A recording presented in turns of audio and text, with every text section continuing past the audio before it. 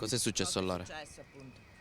No, era Costantino, pensavo lui dormire qua, sempre dormire qua, però lui bere vodka. Con noi bere anche.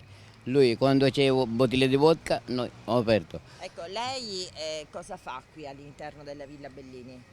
No, noi beviamo là davanti a quella dove c'è sedile, noi beviamo là. E poi quando lui viene, bere con noi, perché quando lui beve vodka tante volte. Ecco, ah, lei vive qui all'interno della villa, lei? no, io dormire in strada, io dormire in strada, lui dormire qua dentro, anche con, qualche volta con amici, Sì. con un amico, con qualcuno. Si chiamava Costantino? Costantino, Costantino. però Costica rumeno. Costantino, però noi diciamo Costantino. Lui il nome originale è Costantino. Quanti anni aveva? Lui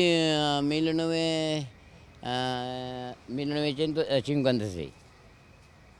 Vero. Quindi ieri 50 sera l'ha visto? Era No, qui? però non ho visto, però dentro due persone hanno parlato. Io volevo fare pipì e poi ho sentito, però non volevo disturbare a lui.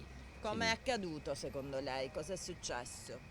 No, veramente signora, io non lo so, perché io andato anche io ubriaco, perché non volevo disturbare, io andato fuori. Quindi non sai come sono andate le cose, non riesci a... No, non riesci Da a quanto capire. tempo era in Italia questa persona?